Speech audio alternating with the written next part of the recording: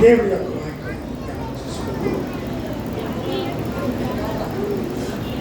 పరిశుద్ధ గ్రంథం గురించి పరమగీతములు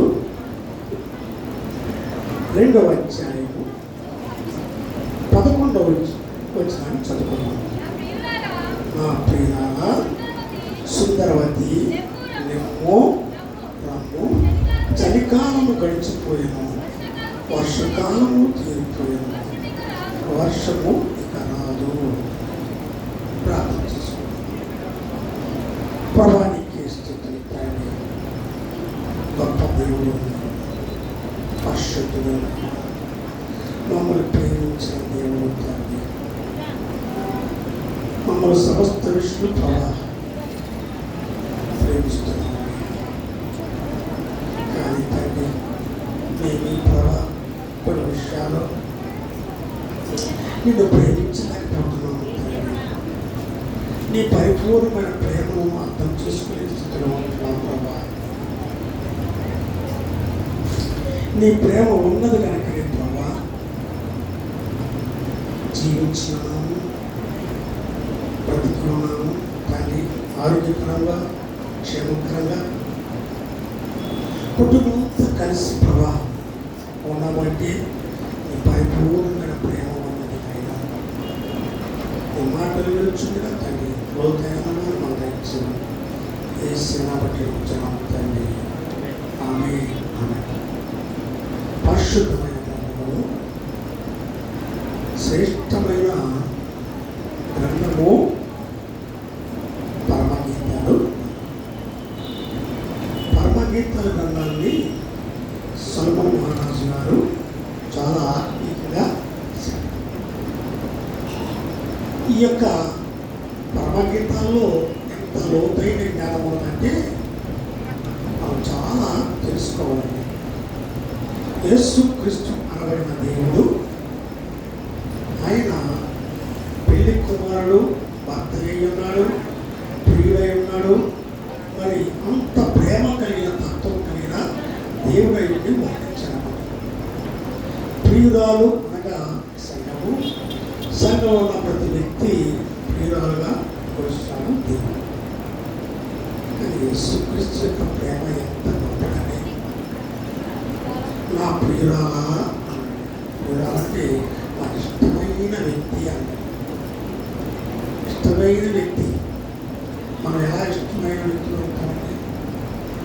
లోకము పాపలోకము, పాపలోకము ఉన్నాము, పాపంతో ఉన్నాము, పాపులము కానీ పాపి అయిన మానవుడిని ఎవరు ప్రేమిస్తారంటే లోకంలో రక్త సంబంధులు, బంధువర్గము ఎవరు కూడా ప్రేమించగలనే ప్రేమించలేదు. ఎందుకంటే ఎవరైనా కానీ ఎవరైనా మాట్లాడి కానీ అలా అలా అలా అని మరి ఆ వ్యక్తిలో సరైన భక్తి లేదు, విశ్వాసం లేదు. మరి యేసుక్రీస్తు అంత ప్రేమగా ప్రేమించాలంటే నేను పాపులను ప్రేమించడానికి వచ్చున్నాను అన్నాడు.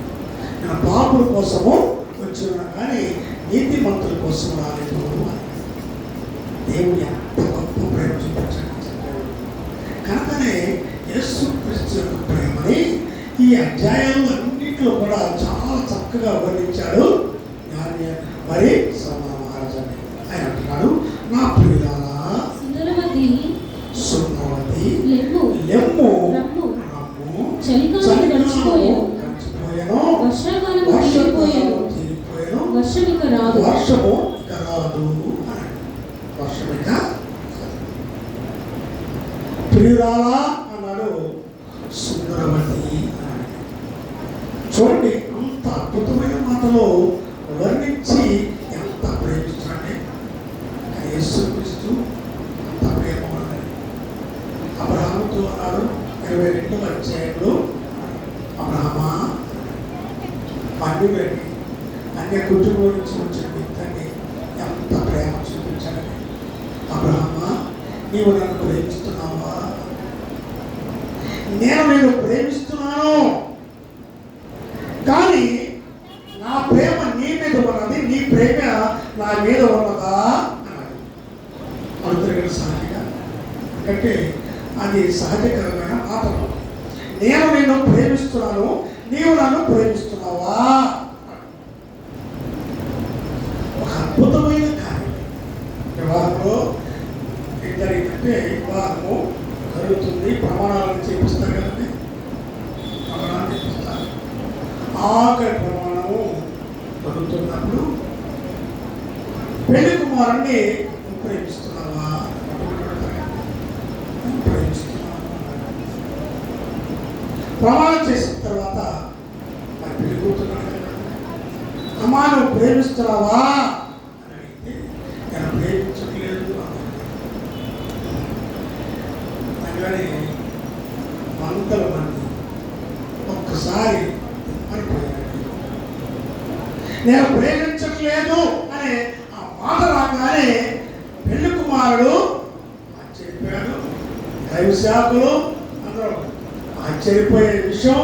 మరి వచ్చిన వాళ్ళందరూ కూడా ఏంటది? ఆఖరి ప్రమాణం యేసుక్రీస్తు యొక్క ప్రేమ ఈనాడు నీవు నన్ను ప్రేమిస్తున్నావా అని అన్నాడు. దానికి జవాబు ఏంటి? నేను ప్రేమిస్తున్నాను ప్రభువా అనే సమాధానం ఏది? మనుషులో లేదండి. నీకోసము నా ప్రాణం పెడుతున్నాను, శ్రమ పడ్డాను, కష్టాలు పడ్డాను, అనేక శ్రమలు అనుభవించాను. శిలువ మరణం వరకు ఎంత శ్రమించాడు, బాధపడ్డాడంటే చెప్పలేదండి. ఆఖరికి ప్రాణం పెట్టిన దేవుడు దానిలో ప్రేమ ఉన్నది, పరిపూర్ణమైన ప్రేమ ఉన్నది. అంత ప్రేమ ఉండబట్టే ఆయన ప్రాణం పెట్టాడండి. మనం ఊరికే అంటాం, ఏదో పైకి అంటాం, కానీ ప్రాణం ఇస్తామండి. ప్రేమిస్తున్నామని భర్త గారి భార్య అడిగితే ఏమంటారండి? ప్రేమిస్తున్నాం అంటారు, కానీ ప్రాణం పెట్టేంత ప్రేమ మనం త్యాగం చేయాలి. మరి యేసుక్రీస్తు ప్రాణము పెట్టేంత ప్రేమ నాలో ఉన్నది. కానీ ప్రియురాలు అనబడిన ఈ వ్యక్తి కూడా ఉండాలి. చూడండి, ఆ యవనస్తుడు అల్లం నీళ్ళు పెట్టుకొని ఏం చేయాలి?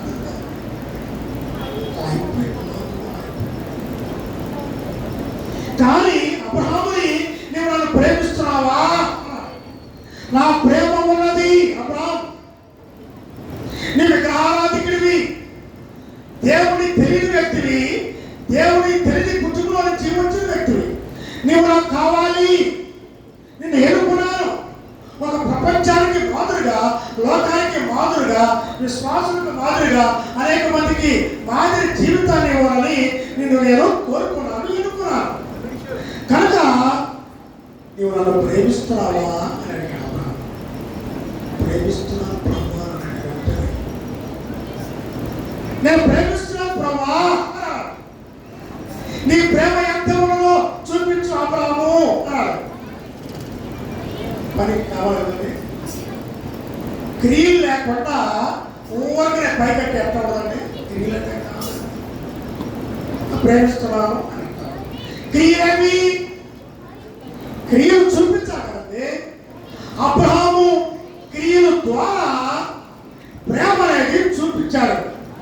నేను చూపించే పని చేయమన్నాడు, నేను ఎవరన్నా స్థలానికి వెళ్ళమన్నాడు, నేను చేయమన్నా చేయి పని చెయ్యి అబ్రహామా అన్నాడు. అబ్రహాములో ప్రేమ ఉన్నది కనుక అబ్రహాము దేవుడు ఏ పని చెప్పాడో ఆ పని ఖచ్చితంగా చూసి చేయించాడు. అబ్రహాము చేయగలడు అంటున్నాడు. కానీ దేవుడు గొప్ప దేవుడు అండి. పేతురు, నువ్వు నన్ను ప్రేమిస్తున్నావా? ప్రేమిస్తున్నాను. మళ్ళా అడిగాడు, ప్రేమిస్తున్నావా?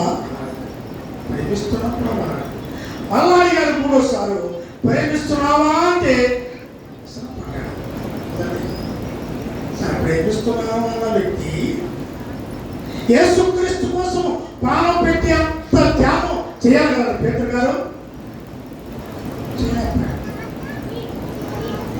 ఆయనతో ఉన్న వ్యక్తివి, ఆయన శిష్యులో ఉన్న వ్యక్తివి, ఆయనతో సహకారిగా ఉన్న వ్యక్తివి, ఆయన మరి శిష్యత్వము కలిగిన వ్యక్తివి నువ్వు కదా అని అంటే ఆయనకి నాకు సంబంధం లేదే అన్నాడు పేతురు. చూడండి, దేవుడు లోకము ఎంతో ప్రేమించాను. ఎంత అద్భుతమైన మాట రాశాడు. కనుక నా ప్రియురాల సుందరవతి అన్నాడు. అంతరంగంలో పాపమున్నది, పాపంలోని పుట్టి పాపంలో పెరిగి ఉన్నా అన్నాడు దాని భక్తుడు. పాపులు కదని కథతో అయినా కానీ ఎంత గుడ్డి ప్రేమ అంటే యేసుక్రీస్తుది ప్రేమ అంట గుడ్డిదంట. హృదయంలో ఉన్నది తెలియదు, హృదయంలో క్రియలు తెలియదు కదండి. బాగా రూపం బాగా స్వరూపం చూసి ప్రేమించే తత్వము లోకంలో ఉన్నది చూసామండి. యేసుక్రీస్తు హృదయంలో ఉన్న పాపాన్ని చూస్తలేదండి, హృదయంలో ఉన్న క్రియలు చూస్తలేదు. అయినా కానీ చూడండి, నీతిమంతుల మీదనో అనీతిమంతుల మీదనో వర్షం అనేది వెలుగు అనేది వస్తున్నది. నీతిమంతుల మీదనో పాపుల మీదనో నీతిమంతులు, క్రైస్తవుల మీదనో అన్ని జనాల మీద ప్రతి ఒక్కరికి వర్షం అనేది ప్రతి ఒక్కరికి ఉన్నది, వెలుగు అనేది ప్రతి ఒక్కరికి ఉన్నది, కాపుదల అనేది ప్రతి ఒక్కరికి ఉన్నది, దీవెన అనేది ప్రతి ఒక్కరికి ఉన్నది. ఆయన దీవెన కాపుదల లేకపోతే ఈనాడు సజీవ లెక్కలో ఉండడం కూడా కాదు కదండి. ఈనాడు బ్రతికి ఉన్నాము, సజీవ లెక్కలో ఉన్నామంటే దేవుని యొక్క కృప ఉన్నదని. ఒకవేళ మారు మనసు పొందినా పొందకపోయినా, యేసుక్రీస్తు యొక్క రక్తం చేత కడిగినా కడగకపోయినా, దేవుని సన్నిధికి వచ్చినా రాకపోయినా, దేవుణ్ణి మరి కలిగి ఉండకపోయినా కానీ క్రీస్తు యొక్క ప్రేమ ఉన్నదని. నా సుందరవతి కానీ అన్నాడు, లెమ్ము నువ్వు ఉన్న స్థలం నుంచి లేవు అన్నాడు. ఏ స్థలంలో ఉన్నావో అది దీవెనకరమైనది కాదు. నువ్వు ఉన్న స్థలము బహు భయంకరమైనది, పాపముతో కూడుకున్నది. పాపములో ఉన్నావు, ఆ స్థలం విడిచిపెట్టు అన్నాడు. లోతుతో అదే మాట జ్ఞాపకం చేశాడు, అబ్రహాముతో అదే మాట జ్ఞాపకం చేశాడు. అబ్రహమా, నువ్వు లేచి నేను చూపించు దేశానికి వెళ్ళు అన్నాడు. 12వ అధ్యాయం ఆదికాండం. వెంటనే బయలుదేరాడు. దేవుని మాట వినే తత్వము ఉన్నది అబ్రహాముకి.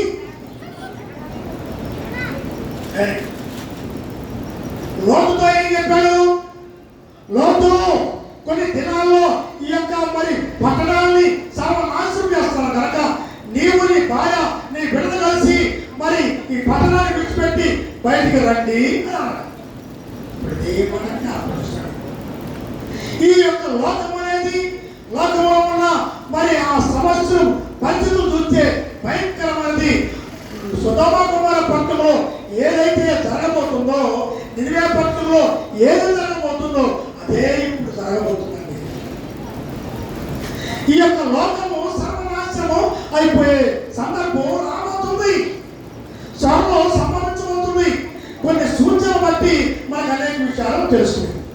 కానీ లెమ్ము అన్నాడు, తర్వాత రమ్ము అన్నాడు, లేచి నా దగ్గరికి రా అన్నాడు. పాపములు జ్ఞాపకం చేసుకోకండి. ఎన్ని పాపములు ఉన్నా కానీ ఆ పాపములు జ్ఞాపకం చేసుకోండి, వాటిని కడిగి శుద్ధీకరిస్తాను అని యేసుక్రీస్తు అంత ప్రేమ చూపించాడు.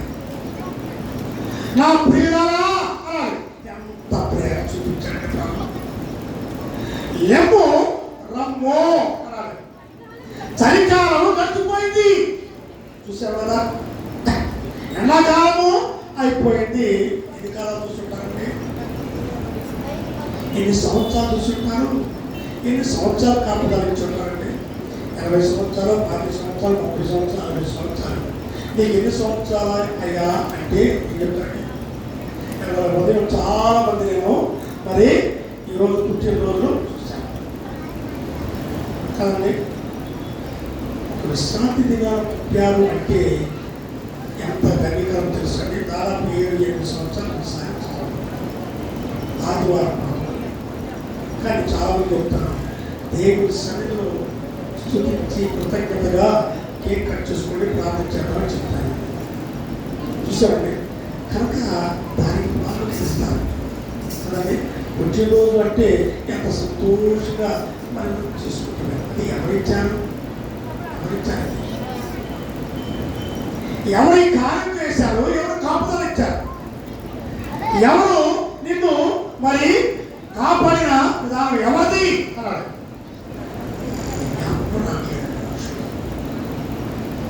ప్రతి దివారాత్రము నిన్ను కాపాడినాను అన్నాడు.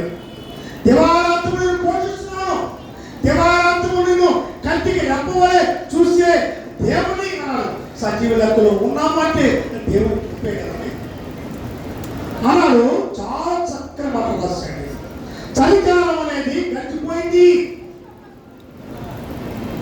కాలాలు గడిచిపోయింది. 23 అయిపోయింది, 24 అయిపోయింది, 24 6 నెలలు అయిపోయింది, 7వ నెల అనేది 7 నెలలు వచ్చింది. ఇంకెన్ని నెలలు ఉండే? 6 నెలలు. మరి ఈ గడిచిపోయిన 6 నెలల్లో కృతజ్ఞత కలిగి ప్రభా 6 నెలలు క్షేమంగా ఉన్నాను, ఆరోగ్యంగా ఉన్నాను, సజీవులంగా ఉన్నాను, కుటుంబంతో కలిసి ఉన్నాను, అందరూ కలిసి ఉన్నాను, ఆయన చేసిన గొప్ప కార్యమని కృతజ్ఞత కలిగి వాక్యం చదువుతానని చాలా అద్భుతమైన మాట అన్నాడు. ఒకరికి 5 తలాంతులు, ఒకరికి 2 తలాంతులు, ఒకరికి 1 తలాంతు ఇచ్చాడు. 5 తలాంతులు ఇచ్చిన వ్యక్తి చాలా కృతజ్ఞత కలిగినాడు. 5కు 5 సంపాదించాడు, 2కు 2 సంపాదించాడు.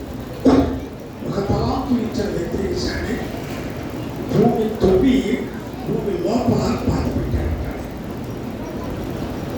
నువ్వు చేసిన పని ఏంటి? ఏం చేశావు? అయ్యా నేను ఏమి చేయలేకపోయాను అని సోమరి అయిన చెడ్డదాసుడా, సోమరి అయినా ఈనాడు దేవుడు ఎంత ప్రేమ చూపించాడు. ఈ పరమగీతాలు చూస్తే యేసుక్రీస్తుకి మనకి ఉన్న ప్రేమ అద్భుతంగా వర్ణించాడు సొలొమోను మహారాజు. నాడు చలికాలము గడిచిపోయింది. చూసారండి, సమయం అనేది అయిపోయింది, ఒక దినం అనేది అయిపోయింది, ఒక వారం అనేది నెల అనేది అయిపోయింది, ఒక సంవత్సరం అనేది అలానే అన్నీ అయిపోతాడు, అయిపోయింది. కానీ ఈనాడు మరి దేవుని యొక్క కృపను బట్టి ఒక దినము చూసామండి, ఒక దినం చూసే భాగ్యాన్ని ఇచ్చాడు. కళ్ళు తెరిచామంటే ఆయన కృప అండి, కళ్ళు తెరిచాము అంటే కృప, మరి సజీవులుగా ఉన్నామంటే కృప, నడిచాము అంటే కృప, లేకపోతే ఆహారం తింటున్నాము అంటే దేవుడి కృప అండి. తినే భాగ్యం ఇచ్చాడు దేవుడు, నడిచే భాగ్యం ఇచ్చాడు, చూసే భాగ్యం ఇచ్చాడు. ఎంతో మంది మరి దేవుడు కాపాడుతున్నాడు. ఎప్పుడు జ్ఞాపకం చేస్తాం, మాకు తెలిసిన స్నేహితులకు ఆయన మధ్యాహ్నం భోజనానికి వచ్చాడు, భోజనం చేసుకుంటున్నాడు. మళ్ళా గంట తర్వాత డ్యూటీకి రావాలి కదని సరే భోజనం చేసి కొనుక్కున్నాడు. భార్య టైం అయిపోయింది, భార్య ఏమండి టైం అయిపోయింది లేవు, ఏమండి టైం అయిపోయింది, ఇప్పటికే 5 నిమిషాలు అయిపోయింది, లెగు మళ్ళా లెగు అని లెగల, మళ్ళా లెగు అని లెగల. అప్పుడు స్వరం ఎలా పలికిందండి? అయ్యో నా దేవుడు పలకట్లేదు, లెగట్లేదు, ఊపిరి లేదు, కదలట్లేదు అని గోరు పెట్టి అరిసి అరిసి అరిస్తే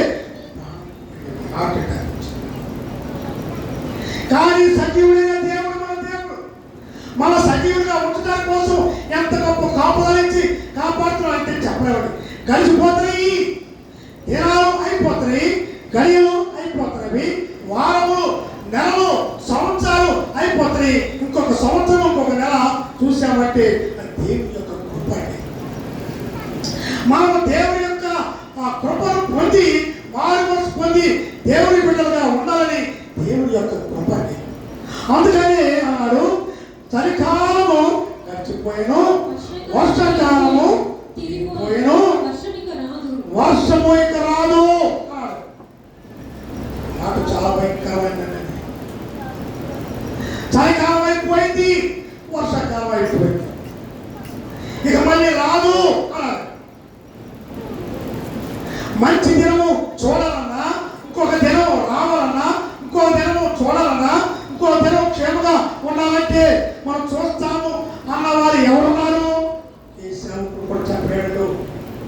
రేపు నువ్వు క్షేమంగా ఉంటావు అని ఏ ప్రవక్త చెప్పలేడు, ఏ యాజకుడు బోధకుడు కూడా చెప్పలేడు.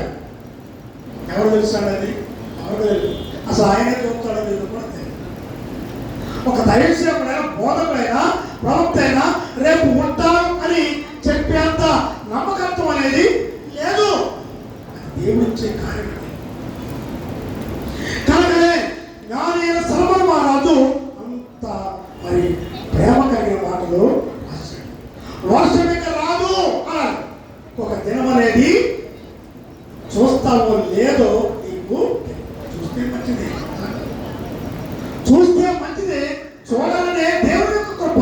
దాన్ని ఉపయోగించుకొని దాన్ని మనం మరి సద్వినియోగం చేసుకుంటే ఎంత ధన్యమవుతామండి. మనం చాలా ఆత్మీయ జ్ఞానం కలిగి దేవుని కలిగి ఉండి ఆ యొక్క కృపను పొందాలని ప్రభు జ్ఞాపకం చేస్తాడు. అది పరమగీతంలో 4వ అధ్యాయము 7వ వచనాన్ని చదువుకున్నాం. నా ప్రియురాలా, నీవు అధిక సుందరివి. ఒకవేళ నీవు దేవుని మాటకు లోబడి విధేయత కలిగి దేవుని దగ్గరికి వచ్చేవరకు దేవుడు ఎంత గొప్ప మరి ఆ ప్రేమ చూపిస్తాడు. నీవు అధికమైన సుందరివి. ఎస్తేరు చూడండి, తల్లిదండ్రులు లేని వ్యక్తి, అందుగా చూసండి. రూతు అనేవారు. ఎస్తేరు చూడండి, రాజు ఎదుటిగా వెళ్ళి నిలబడింది. రూతుకు అనేవారు తన దేశాన్ని, తన బంధువుని, రక్త సంబంధం వదిలిపెట్టి వచ్చేస్తున్నాడు. బెత్లెహేముకు వస్తే దేవుడు చూశాడండి.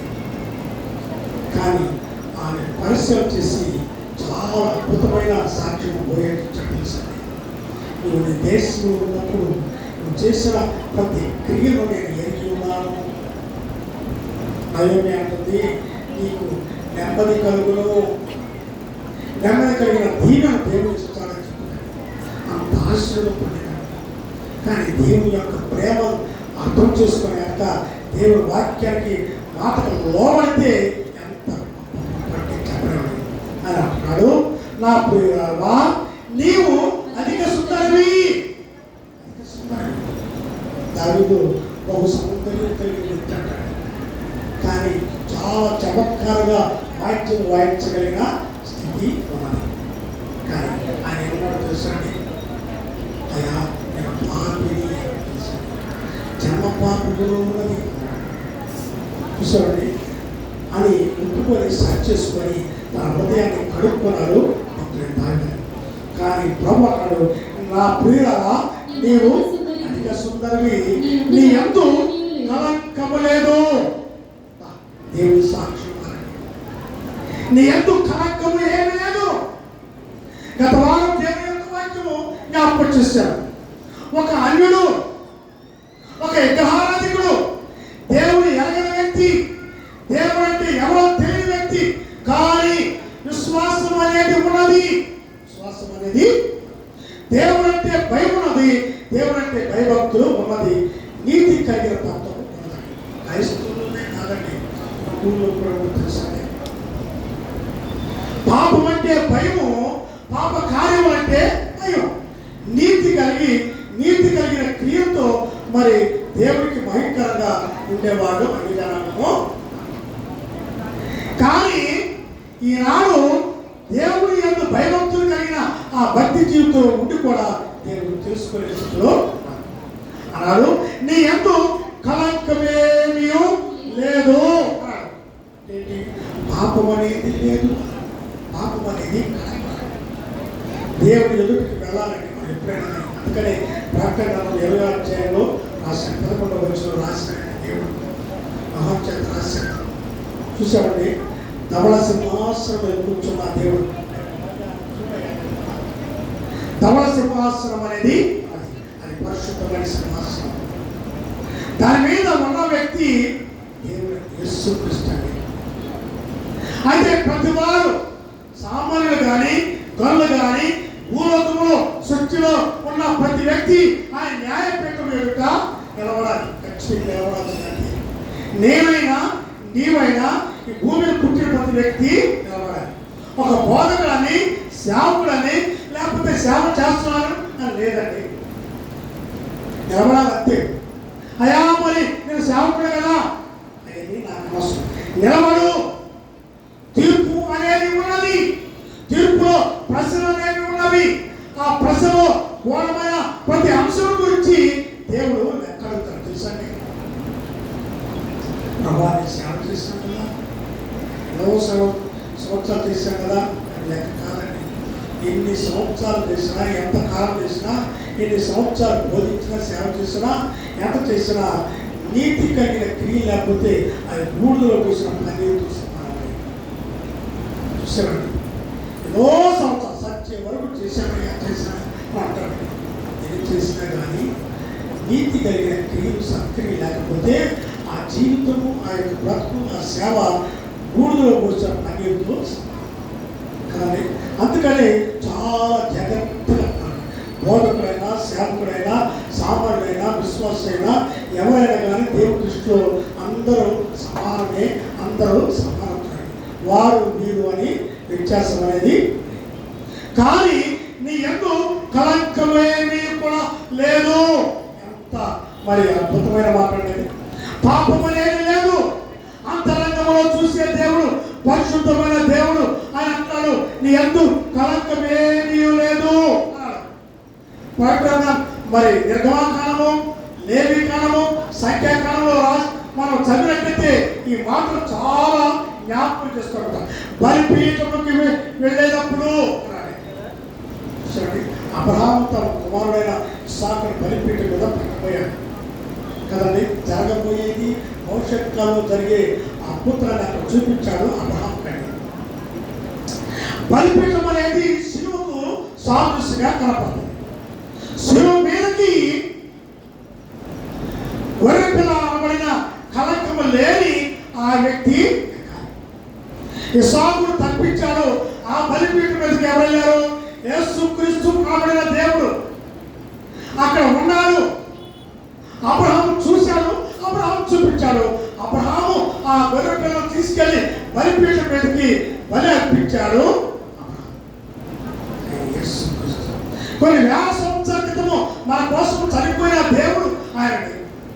కళంకము లేని హృదయం కావాలి, కళంకము లేని వ్యక్తిత్వం కావాలి, కళంకము లేని భక్తి కావాలి. అంతరంగం అనేది మాకు శ్రేష్టమైనది. బాహ్య ఆచారము, బాహ్య పద్ధతులు దేవుడికి కాదండి.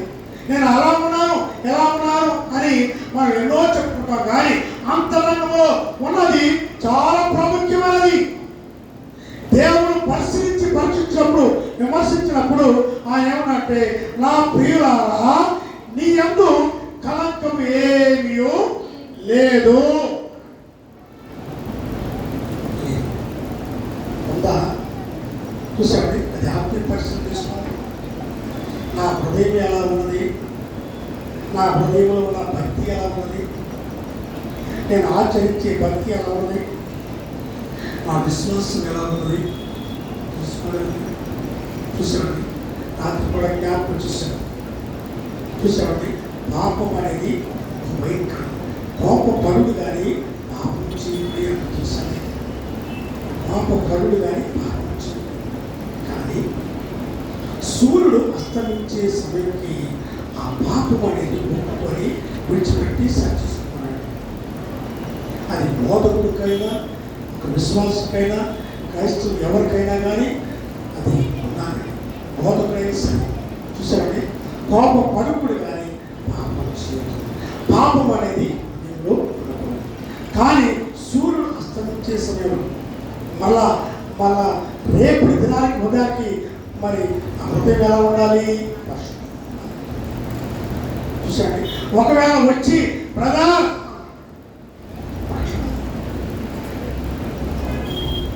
అయ్యా అన్నారు,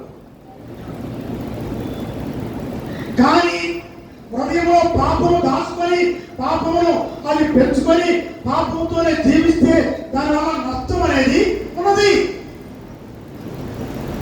క్షమించే గుణం అనేది దేవుడు నేర్పించాడు. కళంకము లేని స్థితిలో ఉండాలి అని అబ్రహాముకి జ్ఞాపకం చేశాడు. అలాగే అహరోను సంతానానికి జ్ఞాపకం చేశాడు. యాజకత్వం చేసే అధికారము అహరోను ముందు మనకి ఇచ్చాడు. కానీ కళంకము లేని పశువు అనేది, గొర్రెపిల్ల అనేది ఆనాడు క్రీస్తుని చూపించాడు. దేవుడు అంత గొప్ప కార్యాన్ని ఆనాడు జ్ఞాపకం చేశాడు. చూసాడు కనుకనే మరి జ్ఞాని మన మహారాజు అంత అద్భుతమైన మాటలు ఆనాడు జ్ఞాపకం చేశాడు. ఎందు కళంకము ప్రాణేశ్వరి అన్నాడు. ప్రాణేశ్వరి అంటే నా ప్రాణంతో సమానము. ఎవరంత ప్రేమిస్తారండి?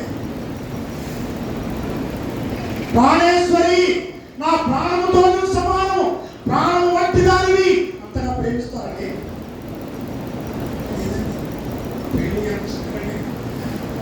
ఆదాము కూడా ప్రమాణం చేశాడు. చూశాడు మొట్టమొదటి దేవుడు ఏదైనా తోటలో చేసే వివాహం చాలా అద్భుతమైనది. అవాదానికి వివాహం చేశాడు. తల్లిదండ్రులు విడిచి భార్యను హత్తుకొని ఆ ప్రేమ అనేది అక్కడే చూపించాడు. కానీ యేసుక్రీస్తు అంతకన్నా మరి ఆత్మసమైన భర్త మన యేసుక్రీస్తు. లోకాసమైన భర్త ఈ యొక్క సామాన్య జీవితం. కానీ సృష్టించిన దేవుడు మరి భర్త కనుక లెబనోను విడిచి నాతో కూడా రేమో లోకాన్ని విడిచిపెట్టేశాయి. ఎందుకు ప్రేమిస్తున్నావు అంటారు కదండి. రోజుగారు మరి ఎవరు ప్రేమించారు? దేవుడిని ప్రేమించలేదండి. సరే లోతు మాటన్నా విందా? లోతు మాట ఏం లేదు, దేవుడి మాట లేదు. మరి లోతుకు చెప్పిన మాట లోతు భార్యకి చెప్పలేదా? దేవుడు చెప్పాడు. చూసామండి, వాక్యం అనేది సువార్త అనేది ప్రతి ఒక్కరి సమానమైనది. మరి ప్రవక్త గారి భార్య అంటే పాస్టర్ గారు అంటే లోతు గారు ఒక ప్రవక్త, యాజకుడు, బోధకుడు. మరి ప్రవక్త అయిన భార్య లోతు భార్య, మరి ఆమె ఏం చేయాలి? లోతు గారి మాట వినాలి, దేవుడి మాట వినాలి. దేవుడు చెప్పాడు కదండి, ఆ యొక్క పట్టణాన్ని విడిచిపెట్టామా, నువ్వు సంపాదించిన సంపద అంతా విడిచిపెట్టామా, ఏమి కలిగి ఉన్నావో ఏమి సంపాదించావో అది బంగారమైనా ఏదైనా కానీ విడిచిపెట్టారు. పాస్టర్ గారు ఆయన స్వయంగా మరి పాస్టర్ గారు ఏమనుకుంటారో విడిచిన తర్వాత ఆయన చెప్పనుంది. కానీ ఆయన అన్నాడు, నా ఇంట్లో 3 బీరువాల్లో ఆ బట్టలే ఉంటాయి. చూడండి, నాకు అసలు బట్టలే అసలు అవకాశం పెట్టుకోవడానికి అవకాశం. దాదాపు 3 బీరువాల నిండా బట్టలు ఆమె ఉన్నాయండి. అన్ని కొని ఆ బీరువాల మీద ఆలవాల మీద ఓ దాచాయి. ఎంత డబ్బు! కానీ లోతు భార్య ఎందుకు ఎంత తిరిగిందండి? లోకం మీద ఆశపడలేదు, లోక సంపద మీద ఆశపడలేదు, మరి సంపాదించిన సంపద మీద ఆశపడలేదు. ఇంకేదో తెచ్చుకోవాలని మనసు కలిగి తన యొక్క మరి స్వభావం మార్చుకొని వెనకకు వస్తాము. అందుకని లోతు భార్యను జ్ఞాపకం చేసుకోండి. 2000 సంవత్సరాల క్రితమే ఆయన జ్ఞాపకం చేశారు. లోతు భార్యను జ్ఞాపకం చేసుకోండి. రాడు ఆ మనస్సు అనేది రాదు. కానీ లోతు భార్య ఎందుకు వెళ్ళలేదు, ఎందుకు శిల అయిపోయింది, ఎందుకు పోగొట్టుకుంది, తన ఆత్మను కాపాడుకోలేకపోయింది? కారణం ఏంటనేది మరలా హెచ్చరిస్తున్నా. కానీ లోకాన్ని ప్రేమించి తత్వం కనుకనే అన్నాడు, ఈ లోకం విడిచిపెట్టి నా నాతో కూడా రమ్ము అన్నాడు. లెబనోను విడిచి నాతో కూడా రమ్ము అన్నాడు. దేవుడితో వ్యక్తి ఎంత గొప్ప అంటే చూసండి. సువార్త మొదటి శిష్యులు అన్నారు, ఆయనతో పాటు అయా నీతో పాటు వస్తాను రమ్మంటే చూసండి.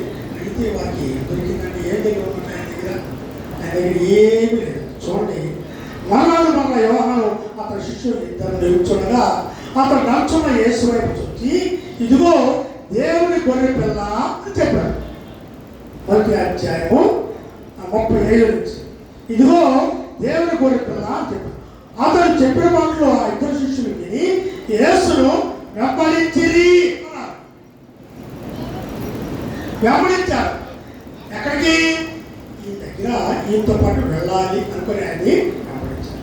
వెంబడించి యేసు వెనుకకు తిరిగి వారు తను వెంబడించు చూసి మీరు ఏమి వెతుకుతున్నారని వారు అడుగుదా రబ్బుని రబ్బీ నీవెక్కడ కాపురం ఉన్నావని ఆయనను అడిగి రబ్బీ అన్న మాటకు ఒకసారి ఎవరండి రబ్బీ బోధకుడా నువ్వు ఎక్కడ కాపురం ఉన్నావు? కాపురం ఉన్న నివాసము ఉండవలసిన స్థలము శ్రేష్టమైన పరిశుద్ధమైన స్థలాన్ని విడిచిపెట్టి పాపలోకంలో ఉన్న పాపైన మానవుడి దగ్గరికి వచ్చాడండి. అది జ్ఞాపకం చేసుకోవాలండి.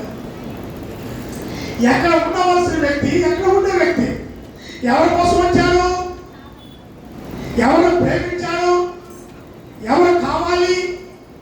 ఎవరిని మరి అంతగా ప్రేమించాడు? పాపైన మానవుడి కోసం చూశాడు. ఎవరిని వెతుకుతున్నారు అని అడిగాడు. ఎవరిని వెంబడిస్తున్నారు అని అడిగాడు. అవి ఎవరో తెలుసండి. నక్కలకు బొయ్యలు ఉన్నాయి. నక్కలకు బొయ్యలు ఉన్నవి. ఆకాశ పక్షులకు కూలున్నాయి. నీకు ఇల్లు ఉన్నది, నాకు ఇల్లు. మనకి సొంత నివాసం ఉంది కదండి, కట్టించుకుంటాం. ఉందా లేకపోయినా లేకపోతే ఇంకా చాలా శ్రేష్టమైనవి. మరి ఆయన నివాసం ఏది?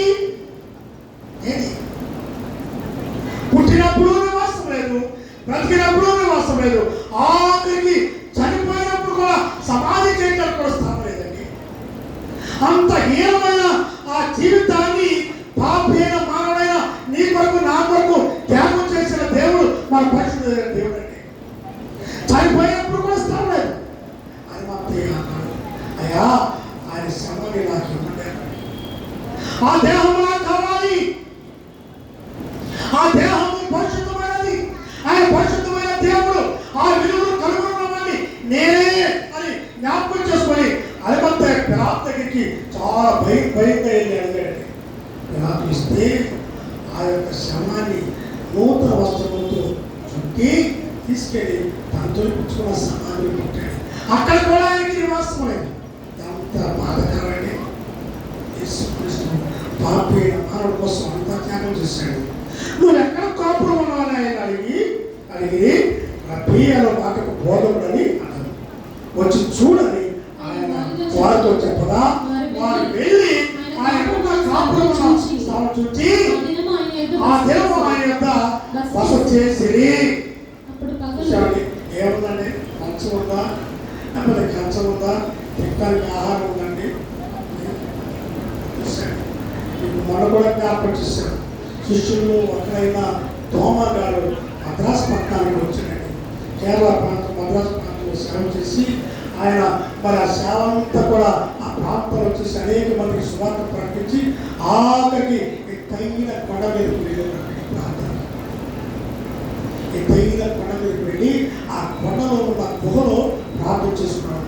పెద్ద బండ ఉంది.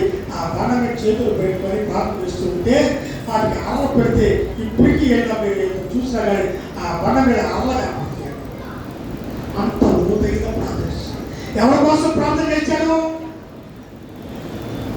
భారతదేశంలో ఉన్న ప్రతి అన్యుడు మార్చబడాలి.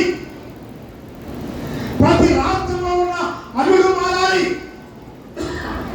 ఈ భారతదేశంలో పుట్టిన ప్రతి వ్యక్తి మారాలని కన్నీరు కార్చాడు తోమ ఆ యొక్క ఎత్తైన పర్వతం మీదకి. సోదరులతో బాధపడి ప్రభా అని మొదలుపెట్టాడు తోమ. యేసుక్రీస్తుని పోలి చూపించాడు. కానీ యేసుక్రీస్తుకి ఈ లోకంలో స్థలం లేదు.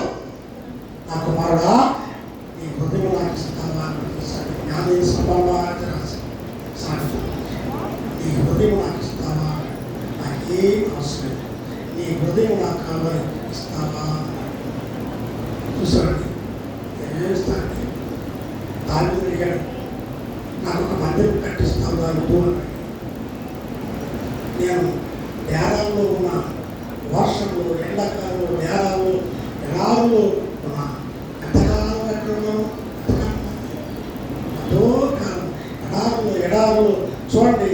ఆ యొక్క పర్వతాల మధ్యలో నేరాలు అయితే ఆ నేరాల్లో ఆ యొక్క మనస్సు అనేది మనస్సును క్రీస్తు స్వాదిస్తున్నాడు. చూసామండి. దావీదు నాకు ఒక గుడారం, నాకు ఒక ఇల్లు కట్టిస్తా, గుడారం నివాసం ఏర్పాటు చేస్తామా అని. అది ప్రశ్న. నాకు ఒక నివాసం నువ్వు ఇస్తావా, నీ హృదయం నాకు ఇస్తావా? ఈ దినాలు లేదండి, మనుషులకి జ్ఞానం లేదండి, కృతజ్ఞత లేదండి, కృతజ్ఞత లేదు. కానీ నా హృదయంలో స్థలం లేదు అనే మాట కానీ, నా ప్రభా నా హృదయం రాము అనే మాట లేదండి. మనుషులు అయిపోయాడు. కానీ యేసుక్రీస్తు ప్రేమ చూడండి. యోహాను మాట ఆయన వెంబడించి ఇద్దరు, ఒకటి సీమోను పేతురు యొక్క సహోదరుడు అంద్రెయ, అతను మొదట ఆ సహోదరుడు సీమోను చూసి మేము మెస్సయ్యను కనబట్టివి, మెస్సయ్య అనగా యేసుక్రీస్తు అనగా సృష్టికర్త అయిన దేవుని కనబట్టివి అన్నాడు. చెప్పి యేసులతో అతను తోడుకొని వచ్చాము. మెస్సయ్య అన్న మాటకు అభిషక్తుడు అనే అర్థము. యేసు అతని వైపు చూచి నీవు యోహాను కుమారుడు, నీవు కేపా అనడం చెప్పు. కేపా అనే మాటకు రాయి. చూసామండి. యేసుక్రీస్తు ఉన్న స్థలం అనేది చూడండి శ్రేష్టమైనది, లోక సమమైనది కాదండి. ప్రభు చాలా లోకంలో చాలా దీనావస్థ పడ్డాడండి. కానీ హృదయంలో ఉండాలని, హృదయంలో నివాసకాలని, హృదయంలో ప్రవేశించాలని దేవుని యొక్క ఉద్దేశం. మనుషుడు అది కలిగి ఉండలేదు కనుకనే ఆయన జ్ఞాపకం చేసుకున్నాడు. 7వ వచనం 6వ వచనం, నా ప్రియులారా అధిక అనంతకరమైన వాటిలో నీవు అతి సుందరమైన దానము. 7వ వచనం పరమగీతము 7వ వచనం 6వ వచనం, నా ప్రియులారా ఆనందకరమైన వాటిలో నీవు అతి సుందరమైన దానము, అతి మనోహరమైన దానవి. నువ్వు ఎలా ఉన్నావు అన్నాడు. రక్షింపబడిన ఆ వ్యక్తిని బట్టి, పాపమును కడగబడిన వ్యక్తిని బట్టి ఒక ఆశ్చర్యం కలిగిన స్థితి అండి. గత వారం జ్ఞాపకం చేశాను. ఆ అన్యుడి గురించి ఆశ్చర్యపోయాడు. ఇశ్రాయేలులో ఎలాంటి వ్యక్తి లేడు అన్నాడు. ఇతడు అన్యుడు కానీ అధికారానికి లోబడిన వాడు, అధికారాన్ని గౌరవించిన వాడు, అధికారం అంటే చాలా భయభక్తులు కలిగిన తత్వము ఈ అన్యుడికి ఉన్నది.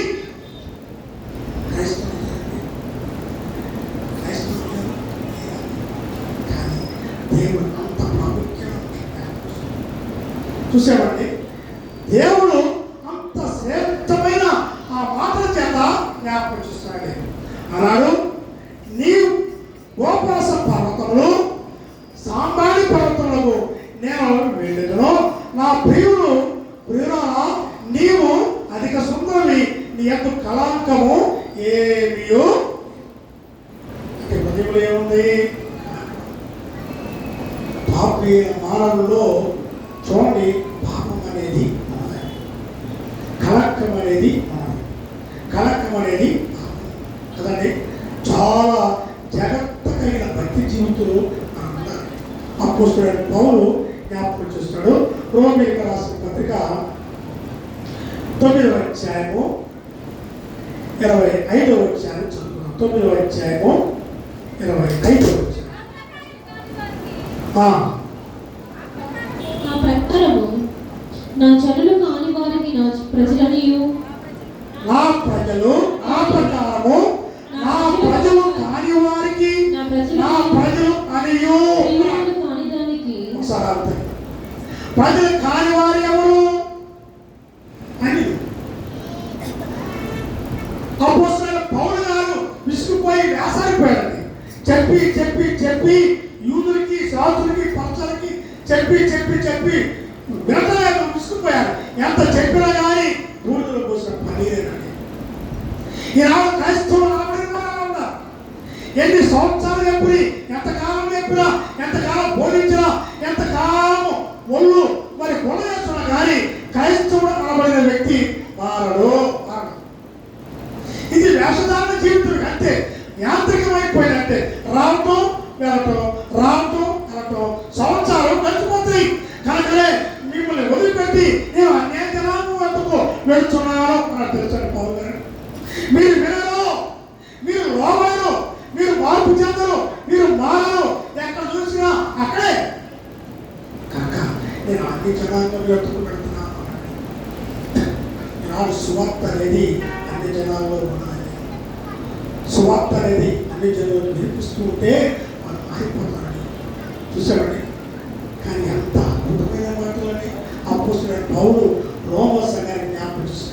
నా ప్రజలు కాని వారికి నా ప్రజలనియు ప్రియురాలు కాదని దానికి ప్రియురాలు అనియు పేరు పెట్టుదును.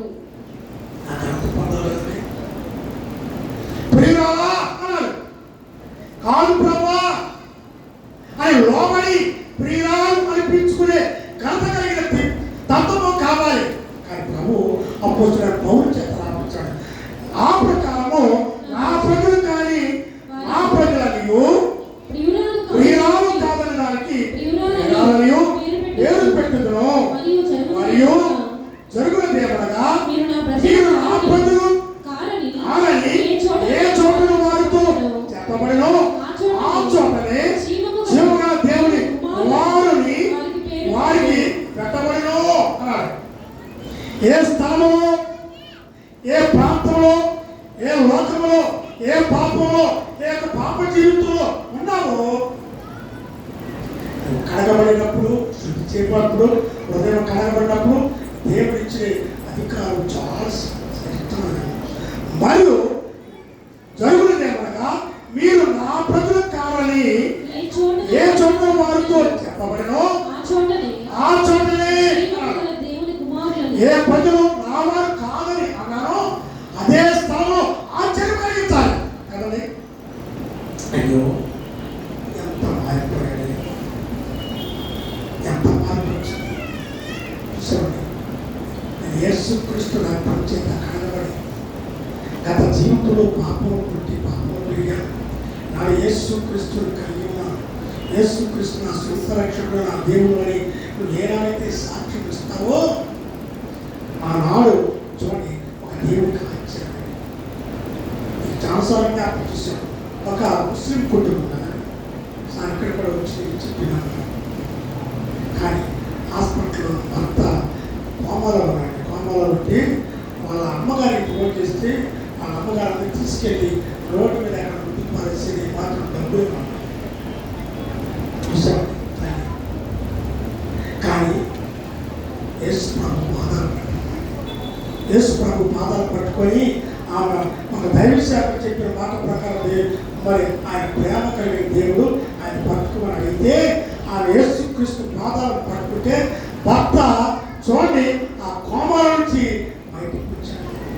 పిల్లలు చూడండి కుటుంబం క్షేమంగా ఉన్నారని లోకరక్షకుడైన యేసుక్రీస్తు వారిని ప్రేమించి భర్త బ్రతికించి కుటుంబానికి ఒక నెమ్మది ఇచ్చిన కార్యం జరిగి దేవుడు జరిగించాడు. చూసామండి. ఆమె అంటది నా సమాజంలో మా బంధువులు రక్త సంబంధం ఉన్నారు, మమ్మల్ని వెలివేశారు, వెలివేసినా పర్వాలేదు, తోసివేసినా పర్వాలేదు, కానీ నిజమైన యేసుక్రీస్తు అనే మరి ఆ యొక్క సాక్ష్యమును కలిగి ఉన్నారు అంటది.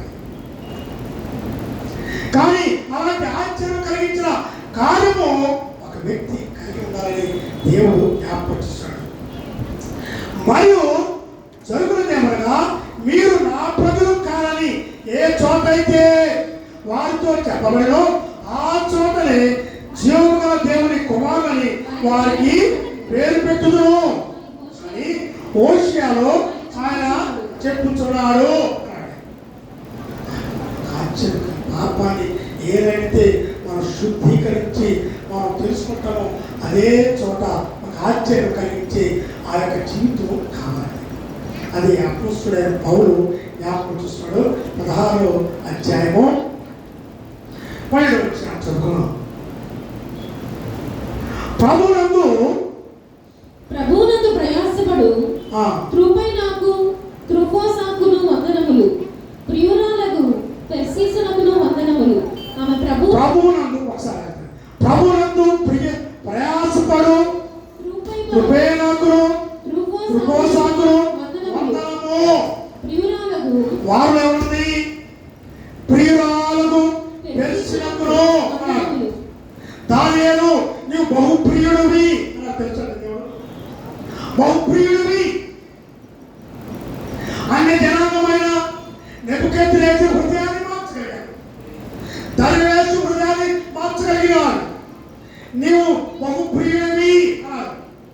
మన ఊరికి అనుకోవటం కాదు, దేవునికి ప్రియుడిగా ప్రియురాలుగా ఉండే ఆ హృదయం కలిగి ఉండటం అనేది చాలా శ్రేష్టకరమైనది. ఒక సంఘంలో ఉన్నది, ఒక సమాజంలో ఉన్నది, అనేక మంది మధ్య ఉన్న వ్యక్తులు బట్టి ఆయన జ్ఞాపకం చేశాడు. ఎవరంటే నా ప్రియురాలకు పెర్సీసునకు వందనములు, ఆమె ప్రభువునందు బహుగా ప్రయాసపడెను. ఎంత చేస్తున్నాడు? ఒక సంఘంలో సమాజంలో మరి పెర్సీసు అనే ఒక వ్యక్తి కనపడుతుంది. ఆమె బహు ప్రియురాలు, నాకు ఇష్టమైన వ్యక్తి, నా హృదయానుసారాలు.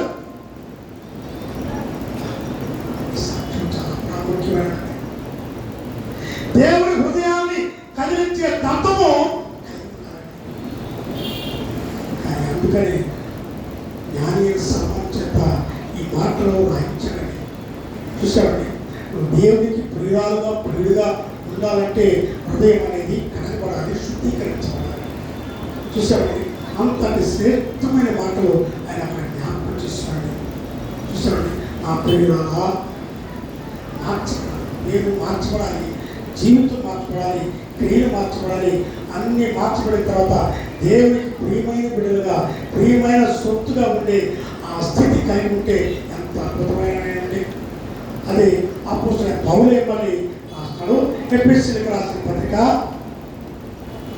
5వ అధ్యాయము 1వ వచనం చదువు. 5వ అధ్యాయము 1వ వచనం. కావున మీరు ప్రియులైన పిల్లల వలె దేవుని నడుచుకోండి. క్రీస్తు మిమ్మల్ని ప్రేమించి. ఎఫెసీ సంఘములో ఉన్న వారికి జ్ఞాపకం చేశారు. దేవుని సన్నిధికి వచ్చేవాడు క్రైస్తవుడు కాదు, దేవుని సన్నిధిలో ఉన్న వ్యక్తి క్రైస్తవుడు కాదు, దేవుని సన్నిధిలో మరి ప్రార్థన చేసే వ్యక్తి, ప్రేమించే వ్యక్తి లేకపోతే క్రైస్తవుడు కాదు అన్నాడు. కానీ ఎవరు అంటే అంతరంగంలో కడగబడిన వాడే యూదుడు అన్నాడు పౌలు. నేను యూదుడే కానీ యూదుడు కాదు అన్నాడు. తెలుసండి, యూదుడే కానీ యూదుడి కాదు. ఎందుకంటే అంతరంగం అనేది కడగబడలేదు, అంతరంగం అనేది శుద్ధి చేయబడాలి. అంతరంగం అనేది కడగబడితేనే అప్పుడు యూదుడు అవుతావు, ఒక క్రైస్తవుడు. పేరుకు క్రైస్తవుడు పేరు పెట్టుకొని చూడండి, హృదయమో లేకపోతే బాహ్య క్రియల వల్ల సమాజానికి సంఘానికి ఎంత ప్రమాదకరమైన తెలుసండి. అపోస్తలుడైన పౌలు ఎఫెసీ సంఘానికి మాటలు రాస్తాడు, చాలా శ్రేష్ఠుడు. కావున ప్రియులైన పిల్లలే దేవుని నడుచుకోండి. ఆదాము ఏమన్నా తెలుసండి? దేవుని కుమారుడు తెలుసండి. దేవుడు ఏమంటే తండ్రి, కుమార, పరిశుద్ధాత్మ 3 కలిసి మన పోలిక చొప్పున నరులను చేయము అన్నాడు. మన పోలిక చొప్పున నరులను చేయము. కానీ దేవుని పోలికలో ఆదాము చేశాడు. ఆదాము ఎవరు? దేవుని కుమారుడు. తండ్రి లేడు, తల్లి లేదు. ఆదాము తండ్రి లోకసంలో ఉన్నాడు. తల్లి లేదు, తండ్రి లేదు. తండ్రి అయిన తల్లి అయిన ఎవరు? తల్లి గర్భంలో నుంచి వచ్చిన వ్యక్తి కాదు. తల్లి గర్భంలో కదండి, మనకి గుడ్డు ఉంది. మనం ఎక్కడి నుంచి వచ్చాం? తల్లి గర్భంలో నుంచి వచ్చాం కనుక ప్రసవించిన తర్వాత ఆ గుడ్డు కట్ చేస్తారు. తల్లికి కుమారుడికి బంధుత్వం, ఆ బంధం అనేది. మరి ఆదాముకి ఏది? ఆదాముకి ఏది? ఆదాము ఎవరు? ఆదాముకి తండ్రి ఏది? దేవుడే కదండి. దేవుడి కుమారుడు అని ఒక బిరుదున్నది. కానీ అలాంటి ఆదాము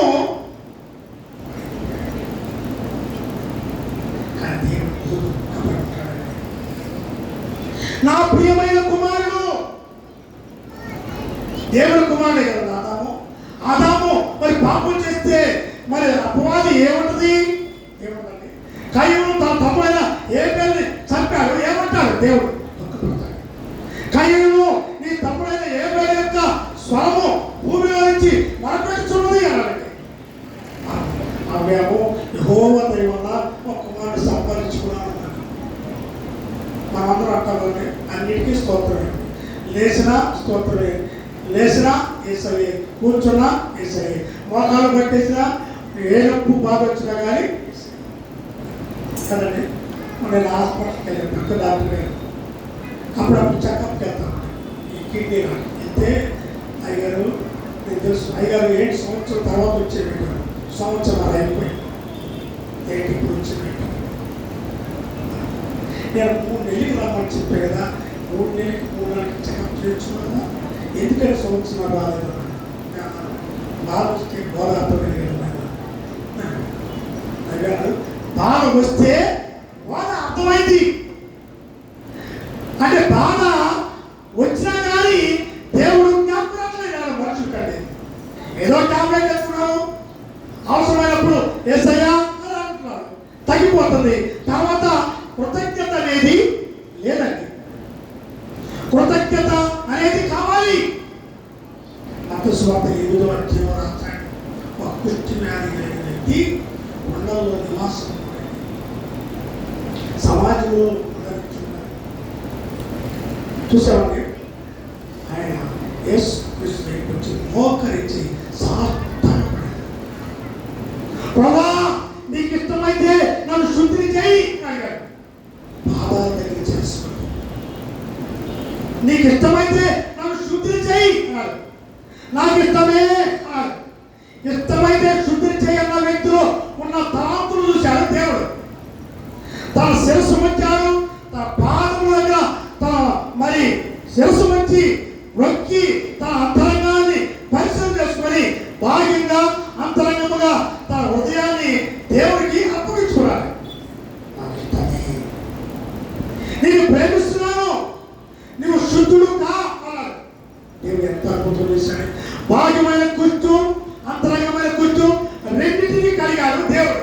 ఈనాడు మనుషులు భాగ్యమైన బాధలు, భాగ్యమైన కష్టాలు, భాగ్యమైన వ్యాధుల కోసం దేవుడి దగ్గరికి రావడం, ఆ తగ్గగానే అంతరంగంలో ఉన్న ఆ యొక్క కూర్చొనేది పోట్ల, అంతరంగంలో కూర్చున్నది, అంతరంగంలో చెడు ఉన్నది, అంతరంగంలో పాపం ఉన్నది. అది కనపడాలి కదండి. ఇది చాలు అనుకున్నాడు. కానీ తిరిగి వచ్చిన అన్యుని బట్టి అంటున్నాడు. అయితే 10 మంది కూర్చుని వ్యాధి కలిగిన వారు వచ్చారు కదా, మిగతా 90 ఏరి అని అడిగాడు. మిగతా 90 ఏరి స్వస్థత పొందారు కదా, బాగు చేశారు కదా, ప్రేమ చూపించారు కదా, కనికరం చూపించారు, జాలి చూపించారు. మిగతా 90 ఏమైపోయారు? లోకంలో మర్చిపోయారంతే కదండి. తిరిగి వచ్చిన వాడు అన్యుడు తిరిగి వచ్చి సాష్టాంగపడి, ప్రభా ఎంత గొప్ప కార్యం చేస్తున్నాయా. వెంటనే ప్రభు అన్నాడు, స్వస్థత పొందితిని అన్నాడు. స్వస్థత పొందితిని కాక అంతకు స్వస్థత పొందాడు కదండి. మళ్ళీ ఎందుకు అన్నాడు ఆయన? వారికి ఆత్మీయ స్వస్థత లేదు. ఆత్మీయ స్వస్థతకి ప్రాముఖ్యత, శరీర స్వస్థతకి ప్రాముఖ్యత. బాధలు, కష్టాలు, మరి అనారోగ్యాలు, సమస్యలు ఆడవస్తున్నాయి. కానీ అంతరంగంలో ఉన్న పాపలే కుష్టికి మందు కావాలి, వైద్యుడు కావాలి. వైద్యుడైన పరమ వైద్యుడైన దేవుడి దగ్గరికి వెళ్ళాలి. సరే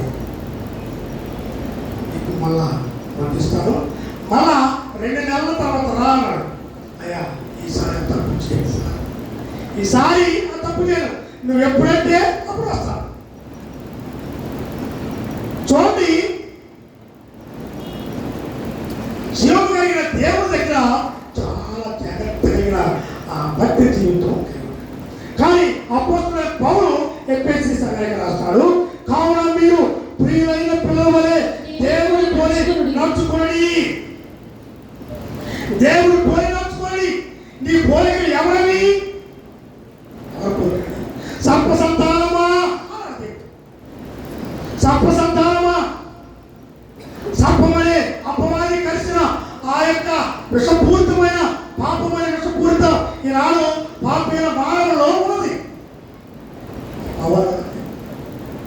అందుకని యోహాను గారు అన్నారు, సర్ప సంతానమా బహు భయంకరమైన ఉగ్రత రాబోతుంది కనుక మారు మనసు పొంది పాప క్షమాపణ నిమిత్తము బాప్తిసం పొందని అని చెప్పాడు యోహాను గారు. సరే, వచ్చిన వారు తక్కువ, మిగిలిన వారు దానికి ప్రాముఖ్యత అనేది లోకం కావాలి, లోక సమయ సుఖము కావాలి. మీరు దేవుని పోలి నేర్చుకోండి.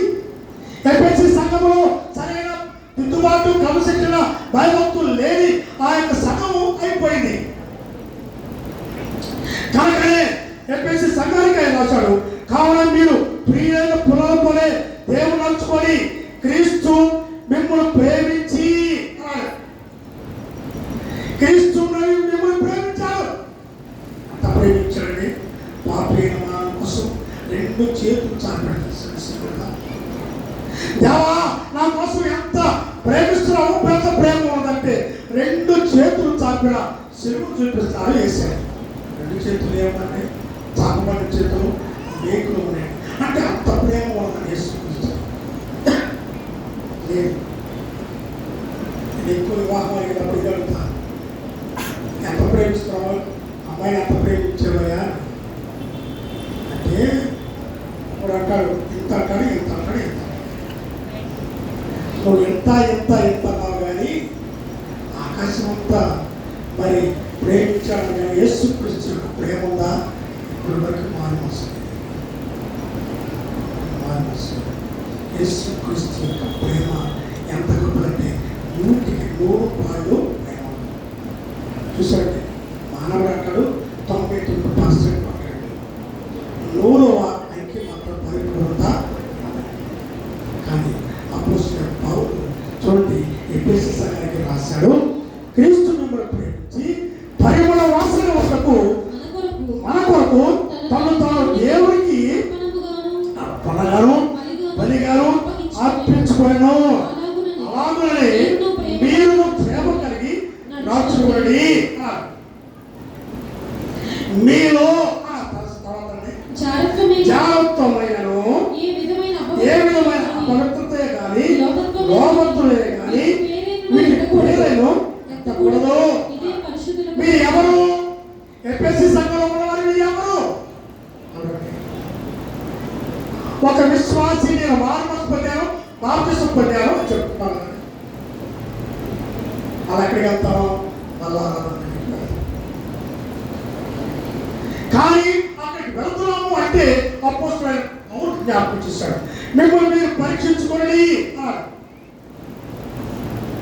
పరీక్షించుకొని పరిశీలన చేసుకొని హృదయం పరిశీలన చేసుకొని ఆ శరీరము రక్తము తాకమని దేవుడు చెప్పాడు. కలంకం అనేది ఉండకూడదు. కలంకం అనేది లేని స్థితిలో హృదయ శుద్ధీకరణ ద్వారా ఆ శరీరము రక్తము తాకాలి. అది పరిశుద్ధమైన ఆ కార్యం, అది పరిశుద్ధమైన దేవుడి యొక్క మరి రక్తము శరీరం. అదేదో యాంత్రికమైపోతుంది. చూసామండి, తాగిన వెంటనే పాపం, తాగిన వెంటనే లోక సంబంధమైన కార్యాలు, తాగిన వెంటనే మళ్ళా లోక సంబంధమైన పద్ధతులు, మరి వెంటనే అపవాది ఎక్కడికి వెళ్ళదండి, అపవాది ప్రక్కనే ఉంటాం.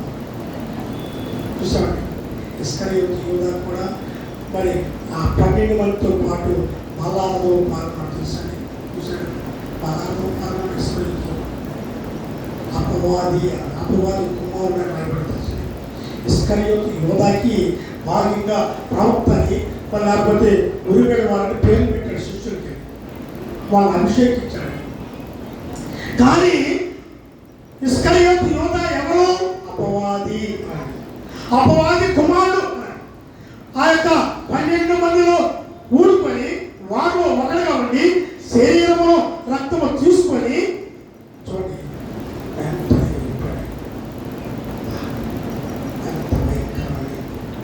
ఒక జాగ్రత్త కలిగిన భక్తి జీవితం ఉండాలి. అంతరంగంలో క్రియలు కలిగే స్థితి ఉండాలి. కానీ పరమగీతలు ఎక్కువగా నిరాశ నీ ప్రేమ అన్నాడు, నా ప్రియురాలా అన్నాడు, నీ ప్రియమైన హృదయం చూసి నేను ఆశ్చర్యపోతున్నాను అన్నాడండి. చాలా సందర్భాలు ప్రియురాలా సుందరవతి లెమ్మో అన్నాడు. అక్కడే ఉంటే పాపము, పాపంలో ఉంటే మరణము, దాని ద్వారా పాతాళము కనుక లే అన్నాడు, రా అన్నాడండి. చలికాలము గడిచిపోయాను,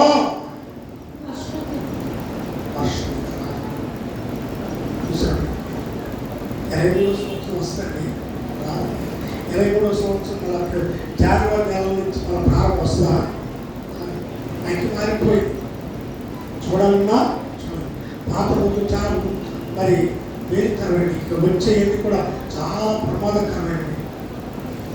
ఎమ్మో చలికాలం కలిసిపోయింటారు, చూసామండి అనుకుంటారు. నేను చాలా పెడతాను, ఆయన మారు వరుసపై మాకు చూసుకో, దేవుడు నేను కాపాడు అని అడిగితే ఉంటారు తెలుసండి. అలా క్రిస్మస్కి ధ్యానానికి నేను అనుకోడు, కానీ మనం దేవుడితో ఉంటామండి. భూమి మీద ఎవరు శాశ్వత లేదు కదండి. ఏమో చెప్పండి, నేను ఎంతో మనకి చెప్పి నేను అనుకుంటాను, నా మనసులో అనుకుంటాను, అయ్యో ఎన్నోసార్లు చెప్పాను, అనవసరంగా మరి ప్రాణాలు కోరుతున్నాను. బయట ఈ పరిస్థితి కడతాను చూస్తూ ఉంటాను, ఎన్నోసార్లు చెప్తాను, అయ్యా మారు మారు మారు అనేది ఏం మాట చెప్తాను. ఈ పద్ధతులు మార్చుకో, ఈ పద్ధతుల క్రియలు మార్చేసుకొని ఈ యేసు క్రీస్తుని తెలుసుకొని మనం మారవలసి పొందాలంటే చనిపోయిన అయ్యో ఎన్నో సందర్భాలు చెప్పాను. కానీ దేవుడు లేని ఆ యొక్క మరి మరణము యేసు క్రీస్తు చనిపోయాడని, పరలోకాన్ని సంపాదించుకున్నాడని, దేవుడు రాజ్యంలో ఉంటాడని చెప్పగలండి, చెప్పలేదు. చెప్పాడు అంటే అబద్ధ బోధకుడు అయితేనే మాట చెప్తాడు. అబద్ధ బోధకుడు కాకపోతే నిజమైన బోధకుడు అయితే ఏంటంటే చెప్పడం, అసలు దాని గురించి మాట్లాడాలి, ఆ సందర్భం అనేది చెప్పగలండి. చూసామండి, యేసు క్రీస్తు మనమైన దేవుడు, మన పరిశుద్ధుడైన దేవుడు, ప్రేమ కలిగిన దేవుడు. ఆ ప్రేమ కలిగిన దేవుడు లోకంలో ఉన్న వారిని సమస్తాన్ని ప్రేమిస్తున్నాడు. నా ప్రియులా, అంత గాఢమైన ప్రేమతో ఆయన జ్ఞాపకిస్తున్నాడు. నా ప్రియులా, ఎన్నో రణము, చలికాలము, వర్షకాలము, అన్ని కాలాలు గడిచిన సమయము. నువ్వు వెనక్కి వెళ్ళాలన్నా వెళ్ళావు, ముందుకు వెళ్ళావు ప్రమాదం. మహాభయంకరమైన ఉగ్రత ఉన్నది అని యోహాను గారికి జ్ఞాపకం చేశాడు. ఇప్పుడు వచ్చినవి చాలా తక్కువ తెలుసా అండి. ఇప్పుడు వచ్చింది చాలా ఉగ్రత కలిగిన మహాభయంకరమైన లోకమైక శిక్షలు వచ్చినాయి. అవి ఏంటంటే పరీక్షించాడు దేవుడు. అంటే పరీక్షించి భక్తి ఎలా ఉందో పరీక్ష చూస్తే కఠినమైన హృదయాలు, కఠినమైన హృదయాలు, మార్పులే హృదయాలు. కనుక ఇప్పటికీ కూడా ప్రభు అంటున్నాడు, నా ప్రియులారా రా రమ్మ చెప్తాడు. కనుక జ్ఞాపకం చేసుకొని ఈ యొక్క రాకలో దేవుడి యొక్క రాకలు సిద్ధపడి దేవుడి యొక్క ఆత్మ హృదయంలో పొంది దేవుడికి ఇష్టడైన విధాలుగా ఉండే ఆ భాగ్యాన్ని పొందాలని ప్రభు ప్రార్థన చేసుకున్నాడు. ప్రభానికి ఏమనుకుంటాండి నిమిషం పరిశుద్ధమైన మాటలు శ్రేష్టమైన తండ్రి అయా జ్ఞానైన సర్వ మహారాజు అనేకమైన సత్యం కలిగిన మాటలు ఆయన చేస్తాండి. నా ప్రియులారా రమ్మని పిలుస్తున్నాను, నేను ప్రేమిస్తున్నాను. ఒకవేళ నీ హృదయంలో పాపమున్నా కానీ నిన్ను ప్రేమిస్తున్నాను అన్నాడు ప్రభా. అంత ప్రేమ కలిగిన తత్వం కలిగిన ఆ స్థితి మా ప్రియ దయచేసాను. మేమందరూ తండ్రి ఈ చేత ఆయన ప్రియమైన బిడ్డలుగా ప్రియమైన కుమార్తెగా ఉండే భాగ్యాన్ని ప్రతి బిడ్డలు దయచేయమని ఏ సేవ దగ్గరికి వచ్చినాం తండ్రి. ఆమె దయచేసి లేచి పాట పాడుతుండగా పడుతుంది 193వ పాట పాడుతున్నాం. ఒకసారి ప్రకటన ఉంది, జ్ఞాపకం చేస్తాం. ఆహారం అనేది సిద్ధపరచబడి ఉన్నది. మరి మనకు తెలుసు పిచ్చి గారు కుమార్తె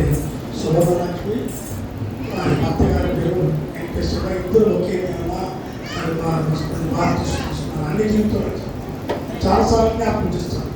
అదే జీవితంలో నుంచి మార్చబడిన ఆ యొక్క వ్యక్తులు మధ్యకాలంలో దేవుడు గొప్ప అద్భుతం మన కుటుంబం పట్ల జరిగించారు కనుక అనేది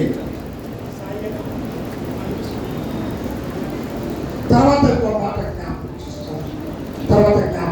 అయితే పాట పాడుతుంది కదా కానుకలు తర్వాత నోట్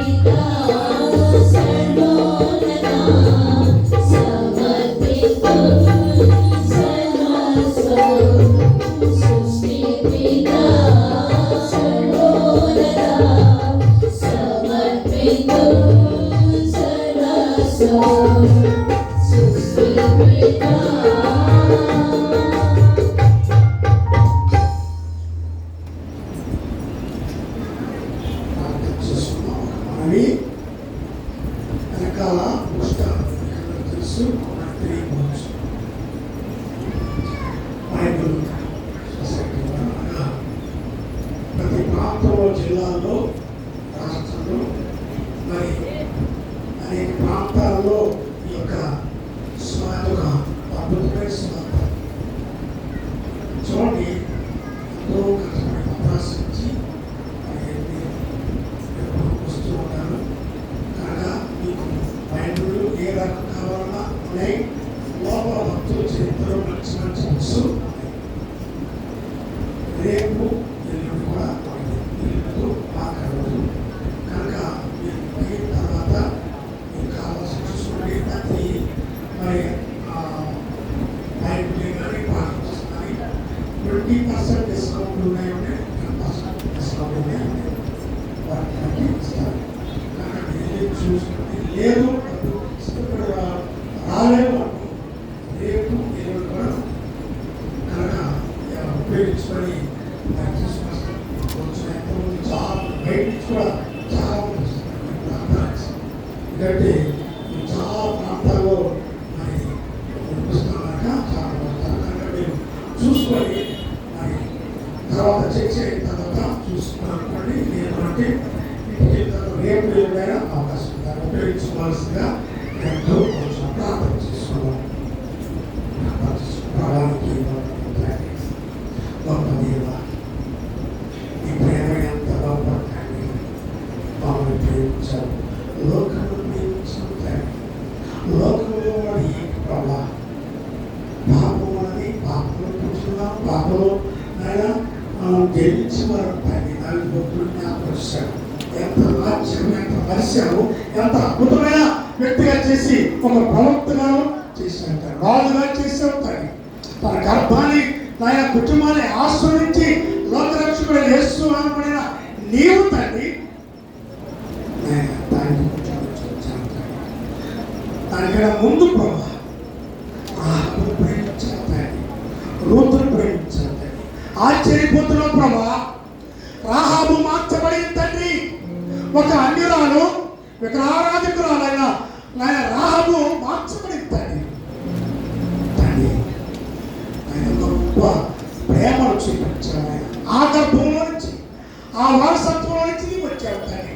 అలాగే రూతు ప్రభా తండ్రి, ఆమె గర్భంలో నుంచి ప్రభా ఎంతోమందిని తీశారు ప్రభా తండ్రి. నాయన మేము మమ్మల్ని ప్రేమిస్తున్నాం తండ్రి. జన్మగా మేము పాపలమే తండ్రి, విగ్రహారాధికులమే, విగ్రహాలకు దేశమే తండ్రి. తండ్రి అయినప్పుడు తండ్రి మమ్మల్ని నాయన ప్రేమించిన విధానం బట్టి నాయన నీ రక్తం చేత కడగబడిన ఆ ఉన్నతమైన స్థానాన్ని మాకు ఇచ్చావు తండ్రి. ప్రియురాలా అని జ్ఞాపకం చేస్తాం, ప్రియుడా అని చక్కని మాటలు జ్ఞాపకం చేస్తున్నాం తండ్రి. ఈ ప్రేమ గుడ్డిది ప్రభా తండ్రి, గుడ్డి ప్రేమతో ప్రేమిస్తున్నావు తండ్రి. పాపైనా పాపం ఉన్నా కానీ తండ్రి నీ ప్రేమలో మాధుర్యం ఉన్న తండ్రి.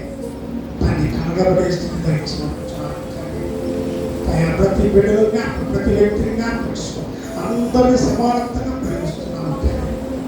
ఆయన ఒకసారి తెలుసుకొని ఆయన కాలం గడిచిపోతున్నదని ఇంకా మరి యొక్క సమయం మరి యొక్క దినము నా కొరకు లేదు అని గ్రహించే మనస్సు అదే ధరించినాడు తండ్రి. మా పిల్లల జ్ఞాపకం చేసుకో, వారి అబ్బాయిని కూడా జ్ఞాపకం చేసుకుంటారు. ముఖ్యము స్వస్థపరిచి ఆరోగ్యం చెప్తారు. గతంలో అనేక మంది కోసం ప్రార్థించారు. మరి ఎంత అద్భుతమైన సాక్ష్యం చెప్పారు. ఈ బిడ్డకుడు గురించి హాస్పిటల్ భయపడిపోయారు కానీ లేవనెత్తి నడిపించి మళ్ళా నీ సన్నిధిలో వచ్చిన దాన్ని బట్టి జ్ఞాపకం చేసుకున్నాం. బిడ్డపై జ్ఞాపకం వారిని ఇద్దరు బిడ్డలు జ్ఞాపకం చేసుకున్నారు. రక్త సంబంధం జ్ఞాపకం చేసుకున్నారు. ప్రతి ఆశ్రమం గురించి మనకి మంచి పరిపూర్ణమైన స్వతంత్ర కలిగించాలనుకుంటున్నాం తండ్రి. దేవాన్ని తీసుకుంటారు.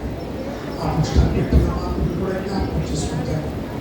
ఆయా రక్త సంబంధులు బంధువర్గాలు వదిలిపెట్టి అయ్యో అంత దూర ప్రాంతం నుంచి ఇక్కడికి వచ్చి ఆయన సేవ చేస్తున్నారు, పనిచేస్తున్నారు ప్రభా. అనేక మంది బిడ్డలు ఆయన వెళ్ళి ఆయన వాటిని తీసుకొని చదివించండి, ఆత్మీయ అభివృద్ధి దయచేయండి. దొరకని కాలం అనేది రాబోతుందండి, దొరకని ప్రమాదం అవుతుంది. ఆయన ఇక్కడ జ్ఞాపకం చేసుకొని అయా వారికి కూడా మంచి ఆరోగ్యము కాపాడు దయచేయండి. మా పిల్లలందరిపై జ్ఞాపకం చేసుకొని ఆత్మ జీవితంలో కుటుంబానికి దయచేయండి. చాలా కానుకలు బట్టి కూడా జ్ఞాపకం చేసుకున్నాం తండ్రి. ఆయన ప్రతి హస్తానికి, ప్రతి కుటుంబానికి, ప్రతి బిడ్డకి సర్వదీవులు దయచేయాలి కొంచెం తండ్రి. వెళుచుండగా నీ పరిశుద్ధాత్మ నింపుదల ఆశం దయచేసి పెట్టుకోవడం తండ్రి. ఆమె పరలోకంగా తండ్రి నీ నామం పరిశుద్ధపరచబడగాక. నీ చింతపూర్వకంగా వచ్చినట్లు భూమి వాళ్ళ ప్రార్థన చేయాలని చూపించే ప్రకారం ఆ ప్రార్థన చేయించు. శోధన రాజ్యము, శక్తి, మహిమ నిరంతరం స్వామి. ఆమె తండ్రి దేవుడిని, కుమారుడు యేసుక్రీస్తుని పరిశుద్ధాత్మ సహవాసం ఇప్పుడు ప్రస్తుతాక మనందరికీ ప్రతి కుటుంబానికి నిత్యము తోడనగా. ఆమె మంచి వందనాలు. వాళ్ళ కార్యక్రమం పాల్గొన్నారు, మోకరించి డాక్టర్ చేసుకొని పుస్తకాలు వారు దయచేసి చూసుకొని కొనుక్కోవాల్సిందిగా కోరుతున్నాను. ఎమ్మానుయేలు ప్రాంతము ఎంపై యోటాగో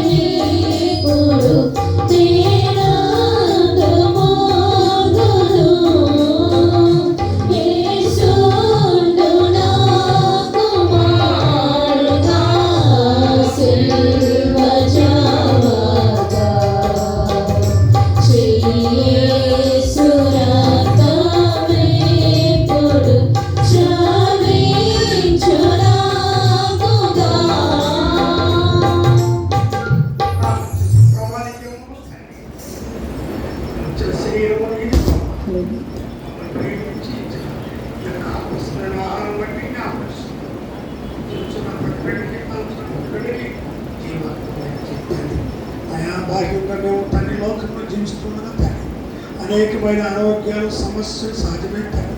అయినప్పుడు తండ్రినైనా నీ శరీరం రక్తం ద్వారా ప్రభా ఒక నూతన కార్యం జరిగించవచ్చు తండ్రి.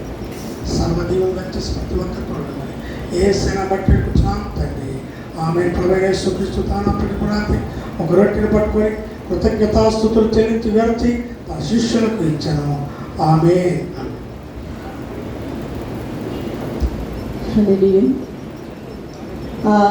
ఆశ్చర్యమైన ప్రేమ కల్వరిలో నీ ప్రేమ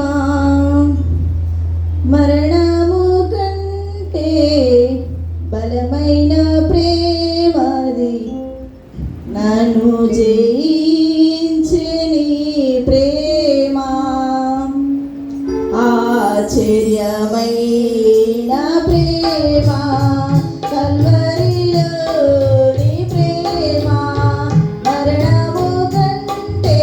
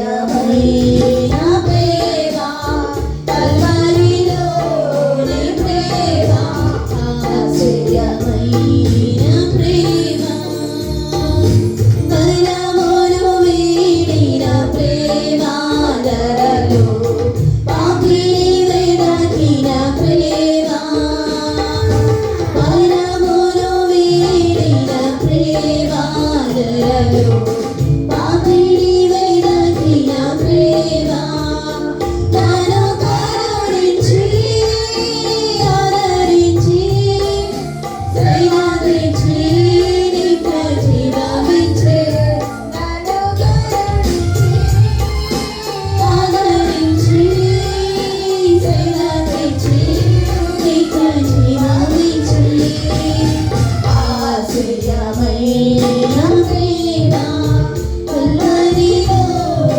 ప్రేమ ఆశ్చర్యమైన ప్రేమ పావన యేసుని ప్రేమ సిలువలో పాపిని మోసిన ప్రేమ పావన యేసుని ప్రేమ సిలువలో పాపిని మోసిన ప్రేమ నాకై జీవమిచ్చి దయమిచ్చి తన మహిమనిచ్చి నాకై మరణించి జీవమిచ్చి దయమిచ్చి తన మహిమనిచ్చి ఆశ్చర్యమైన ప్రేమ కల్వరిలోని ప్రేమ ఆశ్చర్యమైన ప్రేమ కల్వరిలోని ప్రేమ మరణము కంటే బలమైన ప్రేమని నన్ను జయించి నీ ప్రేమ మరణము కంటే బలమైన ప్రేమని నన్ను జయించి నీ ప్రేమ ఆశ్చర్యమైన ప్రేమ ప్రభానికి వందములు తండ్రి. నాయన రక్తము పరిశుద్ధమైన తండ్రి మాకు ఇచ్చావు తండ్రి.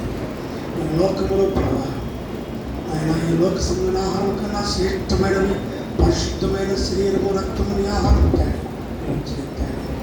అలాంటి తండ్రి ఇస్రాయేలు మన్నుతున్నారు 40 సంవత్సరాల తండ్రి చనిపోయారు తండ్రి. తండ్రికి నాయన ఈ శరీరము తిని రక్తంతో వారి అక్కడికి చనిపోయిన వాక్యం సెలవుస్తుంది తండ్రి. నమ్మి విశ్వాసం వచ్చిన హృదయము పాపలించిన తండ్రి.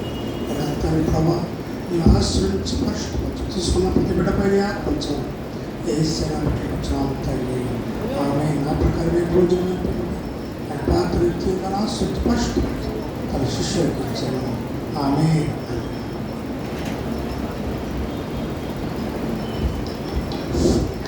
రాజుల రజా రానయున్నవాడా రాజుల రజా రానయున్నవాడా నీకే ఆరాధన నైసయ్యా నీకే ఆరాధన నీకే ఆరాధన నైసయ్యా నీకే ఆరాధన రాజుల రజా రానయున్నవాడా రాజుల రజా రానయున్నవాడా నీకే ఆరాధన నైసయ్యా నీకే ఆరాధన నీకే ఆరాధన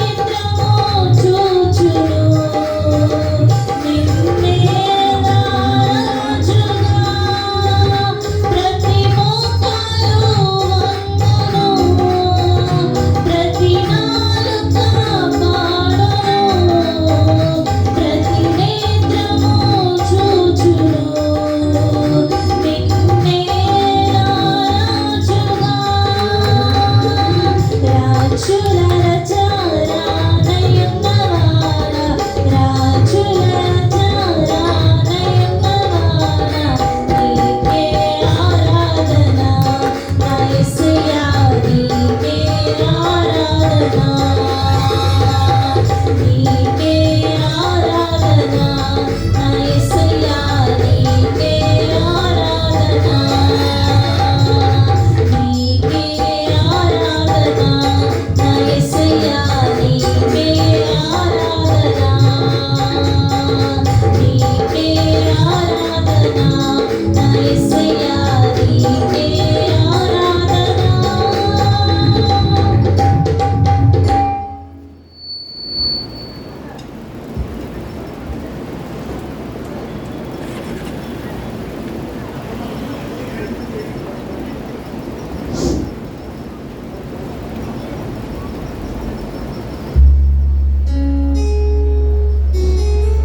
నాకు భయమేలా నాకు దిగులేలా నాకు చింతేలా నాకు భీతియేలా నాకు భయమేలా నాకు దిగులేలా నాకు చింతేలా నాకు భీతియేలా నీవు నా తోడు ఉన్నావయ్యా